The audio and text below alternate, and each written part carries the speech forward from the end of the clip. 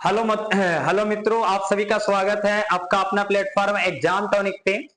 तो जैसा आप लोग को पता है कि मैट्रिक बोर्ड और इंटर बोर्ड के लिए हमारे चैनल पे बहुत सारे क्लासेस चल रहे हैं। तो आप लोग सभी इस क्लासेस को जरूर ज्वाइन करेंगे और इसका ज्यादा से ज्यादा बेनिफिट उठाएंगे। तो देखिए, हमारा एक ऑफलाइन सेट प्रैक्टिस चल रहा है 10th क्लास का, उसी का सोल्यूशन हम देने जा रहे हैं। और सेट नंबर कितना का सोल्यूशन देने जा रहे हैं? तो सेट नंबर 5 का सोल्यूशन देने जा रहे हैं। और ये सेट क्या चल रहा है? ऑफलाइन सेट चल रहा है, जिसका हर एक का सॉल्यूशन आपको यूट्यूब पर मिल जाएगा। तो इस सॉल्यूशन में जरूर देखेंगे। जो बच्चे ऑफलाइन सेट मार रहे हैं खुद यहां रहकर ऑफलाइन सेंटर पे, और जो बच्चे नहीं आज जुड़ पा रहे हैं वो चाहेंगे तो इस वीडियो को देखकर भी वो अपने सेट प्रैक्टिस कर सकते हैं। तो आइए आज हम लोग देखिए चीजों को स्टार्ट करते हैं। सवाल पहला लेकर चलते हैं। देखिए, ये फिजिक्स का है और फिजिक्स का प्रकाश का परावर्तन नामक चैप्टर है। प्रकाश का परावर्तन जो चैप्टर है उसी का ये आज सॉल्यूशन देने जा रहे हैं। इसमें 30 महत्वपूर्ण सवाल को लाया गया है, जो कि काफी इंपॉर्टेंट सवाल होगा और आपके एग्जाम के लिए काफी महत्वपूर्ण होगा। लिख रहा है पहला सवाल, प्रकाश के परावर्तन के कितने नियम है? प्रकाश के परावर्तन के कितने नियम है? तो आपको पता है कि देखिए, परावर्तन हो या अपवर्तन हो, परावर्तन हो या तो अपवर्तन हो, ये दोनों का क्या है? दो दो नियम है। प्रकाश के परावर्तन का भी दो नियम है और प्रकाश के अपवर्तन का भी दो नियम है। तो परावर्तन में आप लोग जानते हैं कि आपतित किरण, परावर्तित किरण और आपतन बिंदु पर डाला गया लंब सभी एक ही समतल में होते हैं, पहला नियम है। और एक और नियम इसमें है कि आपतन कोण बराबर परावर्तन कोण होता है, इसलिए इसका राइट आंसर क्या हो जाएगा? बी हो जाएगा। तो बहुत ही प्यारा सा क्वेश्चन है और ये सवाल बोर्ड में आते रहता है, तो आप लोग एकदम ध्यान पूर्वक इसको देखेंगे। सवाल नंबर 2 पे चल रहे हैं, जो कि काफी इंपॉर्टेंट सवाल है। लिख रहा है समतल दर्पण द्वारा बना प्रतिबिंब होता है, कैसा होता है? वास्तविक होता है, काल्पनिक होता है, ए और बी दोनों होता है कि इनमें से कोई नहीं? देखिए, ए आपका क्या है? समतल दर्पण है।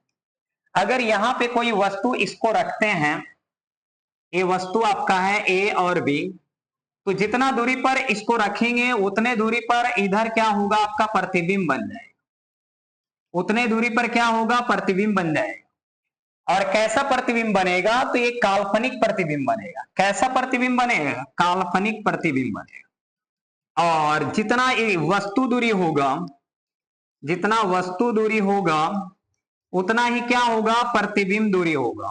क्या होगा? प्रतिबिंब दूरी भी होगा। जितना वस्तु दूरी होगा उतने ही क्या होगा? प्रतिबिंब दूरी होगा। और प्रतिबिंब हमेशा कैसा बनेगा? काल्पनिक बनेगा। इसलिए इसका राइट आंसर क्या होगा? काल्पनिक होगा। लेकिन समतल दर्पण में कुछ और गुण है कि इसमें जो है ना, पी जो अक्षर है वो क्यू के समान दिखेगा, मतलब उल्टा दिखेगा। हम लोग का फेस जो है, ये राइट वाला आंख लेफ्ट में दिखेगा, लेफ्ट वाला आंख राइट में दिखेगा, ऐसा होगा। और एक और आप लोग जानते हैं समतल दर्पण में, कि समतल दर्पण का उपयोग जो है जनरली, इसका जो उपयोग है जनरली हम लोग चेहरा देखने में करते हैं। किसके देखने में? चेहरा देखने में। किसको देखने में? चेहरा देखने में उपयोग करते हैं। ये बहुत ही इंपॉर्टेंट सवाल है कि समतल दर्पण का उपयोग कहां करते हैं? तो चेहरा देखने। चलेंगे अगले सवाल पे। सवाल नंबर 3 है, लिख रहा है प्रकाश तरंग का उदाहरण है। प्रकाश कैसा तरंग है? क्या ध्वनि तरंग है, विद्युत चुंबकीय तरंग है, परावैगनिक तरंग है, कि इनमें से कोई नहीं? तो देखिए, प्रकाश जो है आपका, जो प्रकाश है ये क्या है? विद्युत चुंबकीय तरंग है। क्या है? विद्युत चुंबकीय तरंग है। लेकिन अगर बात किया जाए कि सर ध्वनि क्या है, तो ध्वनि जो है यह एक अनुदैर्घ्य तरंग है। क्या है? अनुदैर्घ्य। तो ये दोनों को ख्याल रखेंगे, बार बार पूछा जाता है कि प्रकाश कैसा तरंग है, तो विद्युत चुंबकीय तरंग है। और ध्वनि कैसा है? तो अनुदैर्घ्य तरंग है। और प्रकाश किस रेखा में गमन करती है? तो प्रकाश जो है सीधी रेखा में गमन करती है। कैसी रेखा में? सीधी रेखा में गमन करती है। ये भी सवाल पूछते रहता है, तो इसलिए इसका राइट आंसर क्या हो जाएगा? बी हो जाएगा। क्या होगा? बी होगा। अगले सवाल 4 नंबर पे चल रहा है, परावर्तन के नियम से निर्धारित होता है। क्या निर्धारित होता है? आपतन कोण बराबर परावर्तन कोण, परावर्तन कोण बराबर अपवर्तन कोण, आपतन कोण बराबर विचलन कोण, की इनमें से कोई नहीं?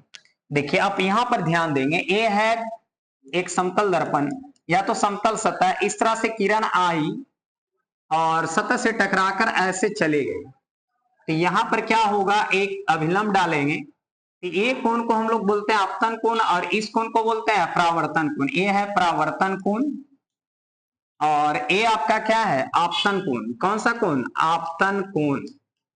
और आपको पता है कि ये अगर थीटा होगा तो ये भी क्या होगा, थीटा होगा। मतलब ये दोनों एंगल आपस में क्या होता है, बराबर होता है। और यही जो है प्रकाश के परावर्तन का पहला नियम है। और इसको हम लोग आई से सूचित करते हैं। इसको किससे सूचित करते हैं, आई से करते हैं और इसको आर से करते हैं। चलेंगे अगले सवाल 5 नंबर पे, कि प्रकाश की किरणें गमन करती है, कैसी रेखा में गमन करती है, सीधी रेखा में, टेढ़ी रेखा में, किसी भी दिशा में, इनमें से कोई नहीं। तो देखिए सिंपल आपको ध्यान देना है कि प्रकाश की किरणें किस रेखा में गमन करती है, सीधी रेखा में। कैसा रेखा में गमन करती है, सीधी रेखा में गमन करती है। कभी भी वो टेढ़ी नहीं घूमेगी, हमेशा क्या होगा, सीधी रेखा में गमन करेगी। प्रकाश किस रेखा में गमन करेगी, सीधी रेखा में। इसलिए राइट आंसर क्या होगा, ए होगा। अगले सवाल पे चल रहे हैं 6 नंबर। दिख रहा है, दर्पण के सामने किसी भी दूरी पर स्थित वस्तु का प्रतिबिंब सीधा प्रतीत होता है, वह दर्पण कौन है। देखिए अगर कहीं पर भी वस्तु को आप रख रहे हैं और हमेशा अगर सीधा प्रतिबिंब बना रहा है तो कौन सा दर्पण होगा, क्या केवल समतल दर्पण होगा, केवल अवतल दर्पण होगा, केवल उत्तल दर्पण होगा, या तो समतल अथवा उत्तल होगा। तो देखिए केवल अगर सीधा प्रतिबिंब बना रहा है, केवल अगर सीधा प्रतिबिंब बना रहा है, केवल अगर सीधा प्रतिबिंब बना रहा है तो वो दो ही दर्पण हो सकता है। वो कौन दर्पण दो हो सकता है, पहला आपका समतल होगा और दूसरा जो होगा वो उत्तल दर्पण होगा। कौन सा दर्पण होगा, उत्तल दर्पण। यही जो दर्पण है दोनों केवल हमेशा सीधा प्रतिबिंब बनाता है, कभी भी ये दोनों वास्तविक और उल्टा प्रतिबिंब नहीं बनाता। इसलिए इसका राइट आंसर क्या होगा, डी होगा। चलेंगे सवाल नंबर 7 पे। लिख रहा है, एक प्रकाश किरण एक समतल दर्पण पर लंबवत आपतित होती है, परावर्तन कोण का मान क्या है। ये मान लेते हैं समतल दर्पण है। अगर इस तरह से किरण आई और ऐसे चले गई तो पता चला कि देखिए ये अगर किरण इस तरह से आई है 40 डिग्री पर तो 40 डिग्री से लौट जाएगी। लेकिन इसमें ये बोला गया है कि ये सीधा आई है, ऐसे किरण आई है तो ये सीधा ही रिटर्न हो जाएगी। तो ना तो एंगल बनाकर ये कुछ आई थी, ना तो एंगल बना के जाएगी। मतलब ये क्या होगा, लंबवत आई थी ऐसे 90 डिग्री पे और लंबवत क्या हो जाएगी, रिटर्न हो जाएगी। इसलिए यहां पर जो कोण बनेगा कितना का बनेगा, 0 डिग्री का बनेगा। कौन सा कोण बनेगा, तो परावर्तन कोण कितना का बनेगा, 0 डिग्री का बनेगा। इसलिए राइट आंसर क्या हो जाएगा, डी हो जाएगा। गलती से यहां लिखा गया, इसका राइट आंसर क्या होगा, डी होगा। चलेंगे सवाल नंबर 8। दाढ़ी बनाने के लिए कौन सा दर्पण उपयुक्त है, क्या समतल दर्पण, उत्तल दर्पण, अवतल दर्पण की इनमें से कोई। देखिए दाढ़ी बनाने के लिए केवल और केवल एक ही दर्पण है, उसका क्या नाम है, अवतल दर्पण। और अवतल दर्पण में दाढ़ी बनाने के लिए कहां पर हम लोग बैठाते हैं, जिनको दाढ़ी बनाना रहता है तो उनको बैठाते हैं यहां पे। कहां पे बैठाते हैं, फोकस और ध्रुव के बीच। फोकस और ध्रुव के ही बीच बैठाते हैं, क्योंकि इसका प्रतिबिंब इधर ही बनता है। आपको पता है कि काल्पनिक प्रतिबिंब बनता है इस स्थिति में, इसीलिए उसको फोकस और ध्रुव के बीच बैठाते हैं। और किस दर्पण का उपयोग करते हैं हमेशा, वो अवतल दर्पण होता है। क्यों भाई, क्योंकि अवतल दर्पण में प्रतिबिंब बनाता है बड़ा, बड़ा प्रतिबिंब बनता है और आभासी बनता है। और आपको पता है कि आभासी प्रतिबिंब हमेशा क्या होता है, सीधा होता है। देखिए इसी कारण से हम लोग बनाते हैं, किससे, अवतल दर्पण से। बड़ा बनाता है, आभासी बनाता है और क्या बनाता है, सीधा बनाता है। अगले सवाल में चल रहा है 9 नंबर पे। दिख रहा है, किसी बिंब का अवतल दर्पण द्वारा बना प्रतिबिंब आभासी, सीधा तथा बड़ा पाया गया वस्तु की स्थिति कहां होनी चाहिए। अभी जस्ट आपको बताए थे कि ये अवतल दर्पण है, ये आपका क्या है, ध्रुव है, ये आपका क्या है, फोकस है, और ये आपका वक्रता केंद्र है। अगर आपको आभासी प्रतिबिंब बनाना होगा तो वस्तु को कहां रखना होगा, एफ और पी के बीच रखना होगा। एफ और पी के बीच रखना होगा, मतलब फोकस और ध्रुव के बीच रखना होगा, तो इसमें जो ऑप्शन मिलेगा दर्पण के ध्रुव तथा मुख्य फोकस के बीच, इसलिए राइट आंसर क्या होगा, डी होगा। अगले सवाल पे चल रहे हैं। सवाल नंबर हम लोग का 10 है। लिख रहा है गोलीय दर्पण का फोकसांतर एवं वक्रता त्रिज्या के बीच, गोलीय दर्पण का फोकसांतर एवं वक्रता त्रिज्या के बीच संबंध है। पहला ऑप्शन है r बराबर 2f, दूसरा f बराबर r और तीसरा f बराबर r/4 और डी में है r बराबर f/2।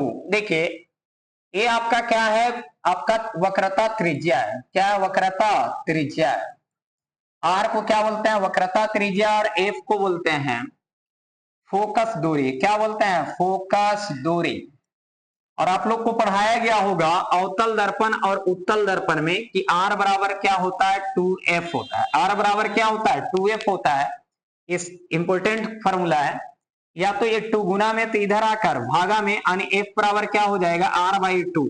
ये दो फॉर्मूला को याद कर लेंगे और इसी से ऑब्जेक्टिव बनाते रहता है। r बराबर 2f होगा, या तो f बराबर r/ क्या होगा, 2 होगा। और ये कौन सा दर्पण में काम करता है, ये उत्तल और अवतल दर्पण में काम करता है। किसमें काम करता है, उत्तल और अवतल दर्पण में फॉर्मूला काम करता है। इसलिए r बराबर क्या होगा, 2f, यानी राइट आंसर क्या होगा, ए होगा। 11 नंबर में हम लोग चल रहे हैं। लिख रहा है काल्पनिक प्रतिबिंब होता है, कैसा होता है, सीधा होता है, उल्टा होता है, ए और बी दोनों होता है कि इनमें से कोई नहीं। देखिए एकदम दिमाग में बैठा लेना है कि अगर काल्पनिक प्रतिबिंब है, कैसा प्रतिबिंब है, काल्पनिक, तो ये हमेशा क्या होगा, सीधा होगा। क्या होगा, सीधा होगा। काल्पनिक प्रतिबिंब हमेशा क्या होगा, सीधा होगा। और वास्तविक प्रतिबिंब हमेशा क्या होगा, उल्टा होगा। क्या होगा, उल्टा होगा। एकदम दिमाग में बैठा लेना कि काल्पनिक प्रतिबिंब सीधा होगा और वास्तविक प्रतिबिंब क्या होगा, उल्टा होगा। इसलिए इसका राइट आंसर क्या होगा, ए हो जाएगा, सीधा। अगले सवाल पे चल रहे हैं 12 नंबर पे। लिख रहा है कि यदि किसी बिंब के प्रतिबिंब का आवर्धन ऋणात्मक है तो उस प्रतिबिंब की प्रकृति क्या होगी। देखिए आवर्धन आपको पहले समझ लीजिए। आवर्धन, दर्पण का आवर्धन होता है m बराबर -v/u, और अगर m का मान क्या होता है, निगेटिव में होता है, तो हमेशा जो प्रतिबिंब बनेगा वास्तविक बनेगा। वास्तविक प्लस क्या बनेगा, उल्टा बनेगा। वास्तविक प्लस उल्टा बनेगा। और जब m का मान क्या होगा, धनात्मक, तो काल्पनिक प्लस सीधा बनेगा। क्या बनेगा, काल्पनिक प्लस सीधा बनेगा। एकदम ध्यान पूर्वक समझना है कि अगर आवर्धन का मान क्या है, निगेटिव है, तो प्रतिबिंब वास्तविक और उल्टा बनेगा। और अगर आवर्धन का मान धनात्मक है तो प्रतिबिंब काल्पनिक और सीधा बनेगा। आवर्धन बराबर फॉर्मूला क्या होता है, -v/u होता है। और आवर्धन का एसाई मात्रक जो होता है, एसाई मात्रक कुछ नहीं होता है, मात्रक विहीन होता है। इसलिए राइट आंसर देखिए, प्रतिबिंब क्या बोला है बाबू, ऋणात्मक बोला है। आवर्धन क्या बोला है, ऋणात्मक, तो प्रतिबिंब क्या होगा, वास्तविक और उल्टा होगा। इसलिए राइट आंसर क्या होगा, ए होगा। सवाल नंबर 13 पे चल रहा है। लिख रहा है निम्नलिखित में कौन उत्तल दर्पण की फोकस दूरी है जिसकी वक्रता त्रिज्या 32 सेंटीमीटर है। वक्रता त्रिज्या, तो इसमें देखिए आर का वैल्यू दे दिया है, कितना दे दिया है, 32 सेंटीमीटर। और एक कौन सा दर्पण है, तो उत्तल दर्पण है। तो उत्तल दर्पण इस तरह से होता है, और इस तरह से इसका क्या होता है, प्रधान अक्ष होता है, यहाँ फोकस बैठता है, ध्रुव बैठता है, यहाँ क्या होता है, फोकस, और ये क्या होता है, वक्रता केंद्र होता है। तो ये देखिए वक्रता त्रिज्या दे दिया, मतलब यहां से यहां तक का मान दिया है।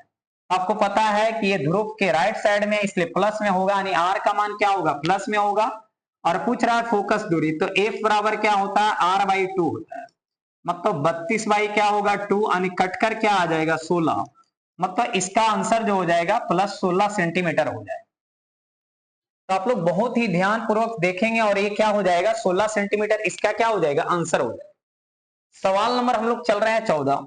नई कार्तीय परिपाटी के अनुसार दर्पण के सामने रखे गए बीम की दूरी ली जाती है, क्या धनात्मक ली जाती है, ऋणात्मक ली जाती है, ए और बी दोनों ली जाती है, इनमें से कोई नहीं। देखिए अगर कोई भी दर्पण है चाहे लेंस है, कोई भी दर्पण हो या लेंस हो, दर्पण या लेंस हो, कोई भी हो, उससे कोई मतलब नहीं है। अगर हम क्या करते हैं, इस तरह से कोई लेंस बना लेते हैं, ये है आपको उत्तल लेंस, या तो ये मान लेते हैं ये क्या है, अवतल दर्पण है। तो इस तरह से हम लोग एक प्रधान अक्ष बनाते हैं, और बनाने के बाद देखिए यहाँ पर इसमें O बैठता है और इसमें यहाँ पर क्या बैठता है, P बैठता है।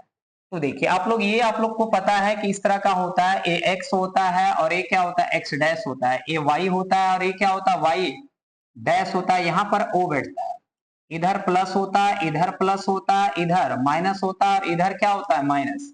तो आपको पता है कि यहां से इधर आएंगे तो माइनस होगा और यहां से इधर जाएंगे प्लस होगा।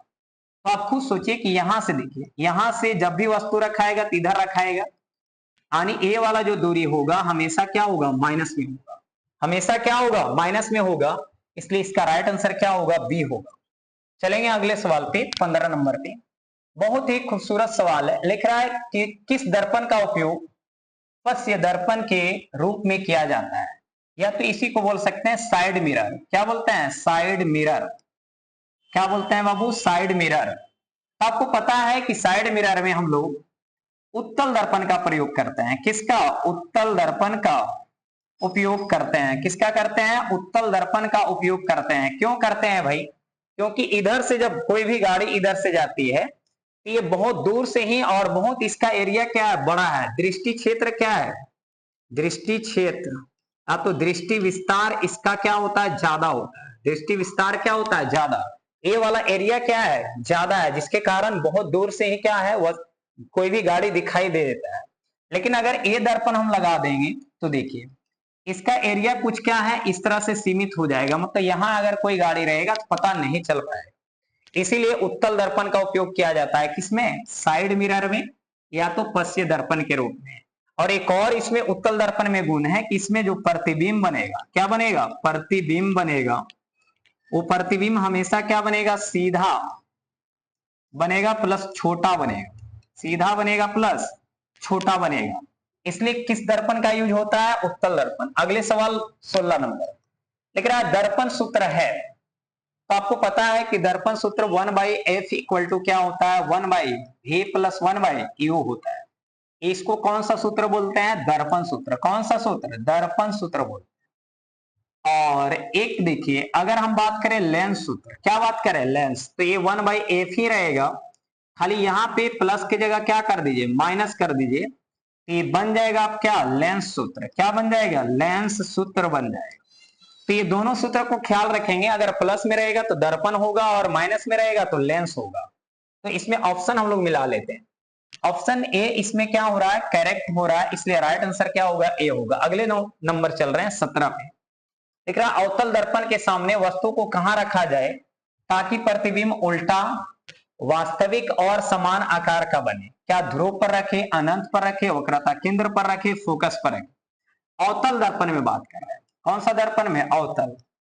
ये आपका देखिए क्या हो जाएगा, ध्रुव हो जाएगा, ये आपका फोकस है, और ये आपका क्या है, वक्रता केंद्र है। तो आपको पता है कि अवतल दर्पण में अगर हम कहाँ रखते हैं, वक्रता केंद्र पर वस्तु को रखते हैं, तो इसका प्रतिबिंब जो है नीचे बनता है। क्या होता है, नीचे बनता है। और ये अगर 5 सेंटीमीटर का वस्तु है तो 5 सेंटीमीटर का ही प्रतिबिंब बनेगा, लेकिन ये सीधा है, लेकिन ये क्या बनेगा, उल्टा बनेगा। तो कहां बनेगा बाबू, ये बनेगा कहां, सी पर ही रखना पड़ेगा, और सी पर ही बनेगा। कैसा बनेगा, वस्तु के समान ही बनेगा। 18 नंबर सवाल है, समतल दर्पण की फोकस दूरी क्या होता है। देखिए कोई भी अगर समतल दर्पण है, कौन सा दर्पण है, समतल दर्पण है, कोई भी अगर समतल दर्पण है तो इसका जो प्रतिबिंब होता है, या तो फोकस दूरी जो है, फोकस दूरी जो इसका है वो माना गया है कितना, अनंत माना गया है। क्या माना गया है, अनंत। और ए अनंत का चिन्ह है, इसलिए इसका राइट आंसर क्या होगा, ए होगा। क्या होगा, ए होगा। सवाल नंबर हम लोग चल रहे हैं 19। उत्तल दर्पण में बना काल्पनिक प्रतिबिंब होता है। देखिए आपको पहले ही बोले कोई दर्पण रहे अगर काल्पनिक बन गया है, कैसा बन गया है, काल्पनिक अगर बन गया है, क्या बन गया है, काल्पनिक प्रतिबिंब अगर बन गया है।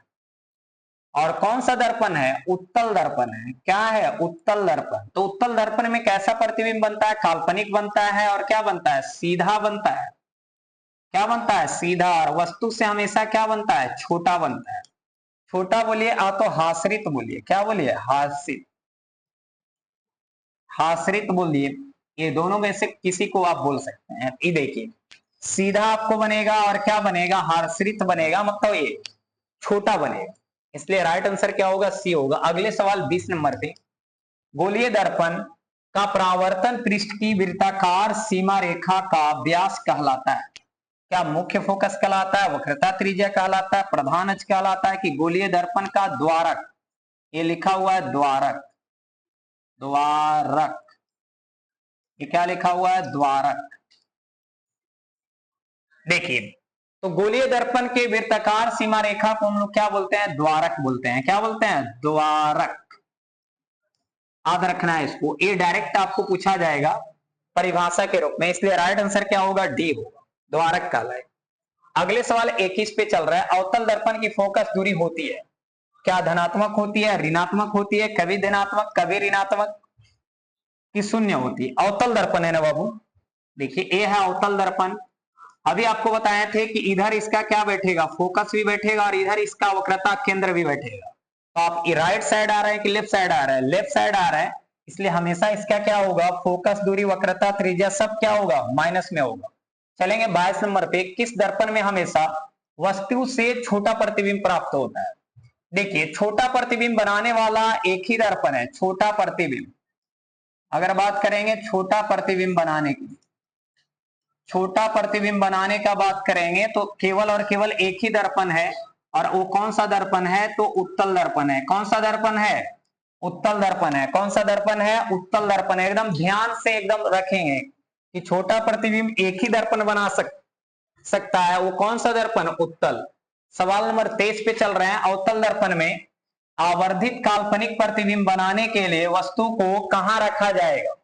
देखिए कई बार बता चुके हैं कि अगर अवतल दर्पण में आपको छोटे बड़ा और क्या बनाना है, आभासी प्रतिबिंब बनाना है, तो वस्तु को हमेशा क्या रखना होगा, यहां पे रखना होगा, ध्रुव और फोकस के बीच। इसी में क्या होता है, इधर प्रतिबिंब बनता है, और क्या बनता है, वस्तु से बड़ा बनता है। ये कहां रखना पड़ेगा, फोकस और ध्रुव के बीच रखना होगा। राइट आंसर क्या होगा, ए होगा। 24 नंबर सवाल पे चल रहे हैं, लिख रहा है किस दर्पण की फोकस दूरी चिन्हों की परिपाटी के अनुसार ऋणात्मक होती है या मानी जाती है। देखिए किस दर्पण की फोकस दूरी चिन्हों के अनुसार ऋणात्मक मानी जाती है, क्या समतल दर्पण की, अवतल दर्पण की, उत्तल दर्पण की, इनमें से कोई नहीं। देखिए ऋणात्मक एक ही दर्पण का माना जाता है फोकस दूरी, और वो कौन सा है, अवतल दर्पण है। कौन सा है, अवतल दर्पण, क्योंकि यहां से इधर फोकस रहता है, लेफ्ट साइड में रहता है, इसलिए इसका ऋणात्मक होता है। क्या, फोकस दूरी का मान क्या होता है, ऋणात्मक। ये कौन सा दर्पण होगा, अवतल दर्पण होगा। क्या होगा, अवतल दर्पण होगा। अगले हम लोग चलते हैं, सवाल नंबर 25, एक अभिसारी किरण पुंज समतल दर्पण पर आपतित होती है तो परावर्तित किरण पुंज क्या होगा। देखिए एक अभिसारी किरण पुंज है, अभिसारी किरण पुंज किसको कहते हैं, तो अगर देखिए ये बिंदु है और इस बिंदु पर बहुत सारे किरण आकर क्या हो जाती, मिल जाती, तो इसको बोलते हैं अभिसारी किरण पुंज। क्या बोलते हैं, अभिसारी किरण पुंज। क्या बोलते हैं, अभिसारी किरण पुंज। और अगर कोई एक बिंदु है, इससे बहुत सारे किरण क्या हो जाते हैं, या निकल जाती है, यानी फैल जाती है। क्या हो जाती है, फैल हो जाती है, इसको बोलते हैं अपसारी किरण पुंज। क्या बोलते हैं, अपसारी किरण पुंज। क्या बोलते हैं, अपसारी किरण पुंज बोलते हैं। क्या बोलते हैं, अपसारी किरण पुंज। अगर सभी किरणें एक बिंदु पर आएगा तो अभिसारी, और सभी किरणें एक बिंदु से निकलेगा तो क्या होगा, अपसारी। तो जैसा इसमें आएगा वैसा ही बनेगा, इसलिए राइट आंसर क्या होगा, बी होगा। अब ऐसा क्यों होता है, आइए देखिए, ये है समतल दर्पण, यहां से किरण आया और इधर क्या हो गया, रिटर्न हो गया। लेकिन अगर कोई किरण इधर से गया तो इधर क्या होगा, रिटर्न होगा। तो यहां पर आकर क्या हो रहा है, ये मिल जा रहा है। तो देखिए गया था क्या, अभिसारी किरण पुंज जा रहा, तो फिर मिल जा रहा है एक बिंदु पर, तो क्या होगा, अभिसारी होगा। सवाल नंबर हम लोग चल रहे हैं 26, किसी समतल दर्पण द्वारा आवर्धन का मान क्या होता है। देखिए समतल दर्पण में पहले नंबर तो आवर्धन बराबर क्या होता है, माइनस भी बटा यू होता है। और कोई अगर समतल दर्पण है, पहले ही बता चुके हैं कि अगर यहाँ पर वस्तु को आप रखे हुए हैं तो ये क्या होगा, यू का मान होगा, और यू का मान हमेशा माइनस में होता है, और प्रतिबिंब इधर बनेगा, यानी क्या होगा, भी होगा। तो आपको देखिए ये भी पता है कि अगर ये 10 सेंटीमीटर पर है वस्तु, इसका भी प्रतिबिंब कहां बनेगा, 10 सेंटीमीटर पर ही बनेगा। तो सबसे पहले देखिए u का मान माइनस में होगा और v का मान क्या होगा, प्लस में। v का भी मान 10 सेंटीमीटर है और u का भी मान क्या है, ये माइनस पहले लगा हुआ है, देखिए ये माइनस पहले से लगा हुआ और नीचे u का मान क्या है, 10 सेंटीमीटर है दिया हुआ। इसको काट दिए, कट जाएगा, ये 10 से 10 कट जाएगा, फाइनली क्या आएगा, 1 आएगा, यानी क्या होगा, +1 होगा। तो कोई भी एग्जाम्पल लेकर आप देख सकते हैं। तो हमेशा जो समतल दर्पण का आवर्धन होता है क्या होता है, +1 होता है। सवाल नंबर 27 पे चल रहे हैं। निम्नलिखित में किस दर्पण द्वारा किसी वस्तु का आभासी प्रतिबिंब मिल सकता है। आभासी प्रतिबिंब कौन कौन दर्पण बना सकता है, क्या केवल समतल दर्पण बनाएगा, उत्तल दर्पण बनाएगा, अवतल बनाएगा, ये बताना। देखिए आभासी प्रतिबिंब ये तीनों दर्पण बना सकता है। आभासी प्रतिबिंब, आभासी प्रतिबिंब ये तीनों दर्पण बनाएगा। आपको समतल दर्पण भी बनाता है और उत्तल दर्पण भी बनाता है और अवतल दर्पण भी आभासी प्रतिबिंब बनाता है। इसलिए इसका राइट आंसर क्या हो जाएगा, डी हो जाएगा। क्या हो जाएगा, डी हो जाएगा। चलेंगे अगले सवाल 28 पे। लिख रहा है कि निर्देशांक चिन्ह परिपाटी में सभी दूरियां मापी जाती है। निर्देशांक चिन्ह परिपाटी में सभी दूरियां मापी जाती है। क्या वक्रता केंद्र से, कि ध्रुव से, कि फोकस से, कि इनमें से कोई नहीं। देखिए अगर सभी दूरियां मापी जाती है, कहां से मापी जाती है यही बता। तो ये अगर आपका अवतल दर्पण है, यहाँ पे कौन बैठता है, ध्रुव बैठता है। कौन बैठता है, ध्रुव। और इसी से सारी दूरियां को क्या मापा जाता है, इधर भी मापा जाएगा, इधर भी मापा जाएगा, नीचे ऊपर सब जगह मापा जाएगा। तो सभी दूरियां कोई भी दर्पण में किससे मापा जाता है, ध्रुव से मापा जाता है। दर्पण में किससे, ध्रुव से मापा जाएगा। और अगर हम बात करेंगे लेंस में तो प्रकाशीय केंद्र से, किससे, प्रकाशीय केंद्र से मापा जाएगा। किसमें, लेंस में। सभी दूरियां किससे मापा जाएगा, लेंस में, प्रकाशीय केंद्र से। और दर्पण में किससे, ध्रुव से। तो इसलिए राइट आंसर इसका क्या होगा, बी हो जाएगा, ध्रुव से। चलेंगे सवाल नंबर 29 के ऊपर। लिख रहा है आंख नाक गला के चिकित्सकों द्वारा उपयोग में कौन सा दर्पण को लाया जाता है। क्या उत्तल दर्पण लाया जाता है, अवतल दर्पण लाया जाता है, समतल दर्पण लाया जाता है, कि इनमें से कोई नहीं। देखिए ए है उत्तल दर्पण। तो इसमें जब भी प्रतिबिंब बनता है तो छोटा बनता है। क्या प्रतिबिंब बनता है, छोटा बनता है। उत्तल दर्पण जब भी प्रतिबिंब बनाएगा तो क्या बनाएगा, छोटा बनाएगा। समतल दर्पण, समतल दर्पण ये बनाएगा बराबर प्रतिबिंब। क्या बनाएगा, बराबर प्रतिबिंब। मतलब जितना बड़ा वस्तु है उतने बड़ा प्रतिबिंब को बनाएगा। लेकिन ये है अवतल दर्पण। कौन है, अवतल। ये बड़ा भी बनाएगा, छोटा भी बनाएगा और बराबर भी बनाएगा। मतलब जैसा आपको जरूरत है वैसा आप यूज कर सकते हैं। तो इसको तो हम यूज कर नहीं सकते हैं क्योंकि छोटा बना है। क्योंकि नाक उक में छोटा वस्तु घुसता है, ये नहीं कि ईंट में घुस जाएगा। तो वो छोटा वस्तु को देखने के लिए हमेशा क्या चाहिए, बड़ा उसका प्रतिबिंब बनना चाहिए, दिखना ज्यादा चाहिए। इसलिए हमेशा क्या बनाते हैं, अवतल दर्पण का ही यूज करता है कोई भी डॉक्टर। इसलिए राइट आंसर क्या होगा, बी होगा। और आज का ये लास्ट सवाल चलने जा रहा है। लिख रहा है यदि अवतल दर्पण का निचला आधा भाग टूट जाए तो प्रतिबिंब कैसा होगा। क्या सीधा बनेगा, आधा बनेगा, कम तीव्रता बनेगा, कि इनमें से। देखिए आपके पास ये मोबाइल है और इस मोबाइल का अगर स्क्रीन फूट जाता है कहीं से, तो उसमें देखिएगा कि जो फिगर है वो बढ़िया नहीं दिखता है, दिखता है लेकिन उसका क्वालिटी क्या होता है, घट जाता है। तो उसी तरह से एक अगर अवतल दर्पण है, इसका इतना भाग अगर टूट जाएगा तो प्रतिबिंब तो बनाएगा, लेकिन जितना क्वालिटी होना चाहिए उतना क्वालिटी का नहीं बन पाएगा, यानी उसकी क्वालिटी घट जाएगा, यानी तीव्रता क्या होगा, घट जाएगा। इसलिए राइट आंसर क्या होगा, सी होगा। तो देखिए जो भी बच्चा हमारे नवादा में रहते हैं उनके लिए हर दिन सेट चल रहा है। कौन सेट चल रहा है, मैट्रिक का सेट चल रहा है। क्या चल रहा है बाबू, मैट्रिक का सेट चल रहा है। और वो बच्चे चाहेंगे तो मैट्रिक सेट को ज्वाइन कर सकते हैं। और ये मैट्रिक सेट प्रैक्टिस चल रहा है, ऑल सब्जेक्ट का चल रहा है और ऑब्जेक्टिव सब्जेक्टिव सारा चल रहा है। और इसका सॉल्यूशन के लिए क्या है, हमारे चैनल पर दे दिया जाता है प्रत्येक दिन। अगर आज सेट बनाया तो उसका सॉल्यूशन कल आपको चाहे आज ही दे दिया जाएगा, लेकिन सॉल्यूशन मिल जाएगा। बाकी इसका फी काफी कम रखा गया ऑफलाइन में, जब तक एग्जाम नहीं होगा, जब तक मात्र 399 रुपया में आप मार सकते हैं और ये दिए गए नंबर पर आप क्या कर सकते हैं, कांटेक्ट कर सकते हैं। टाइमिंग आपके पास दो टाइमिंग है, एक 10 से 11 है और एक क्या है 2 से 3 है शाम में। तो ठीक है, अब हम लोग क्या करेंगे, अगले सेट सॉल्यूशन में मिलेंगे। तब तक के लिए जय हिंद। अगर आपका सॉल्यूशन बढ़िया लगता है तो एक बेहतरीन सा कमेंट करेंगे, तो हम समझेंगे कि क्या आपको रिप्लाई आ रहा है, अच्छा लग रहा है कि बुरा लग रहा है। वो सारे जो भी आपको जैसा भी लगे कमेंट जरूर करें। तो धन्यवाद, मिलते हैं अगले सेट सॉल्यूशन में।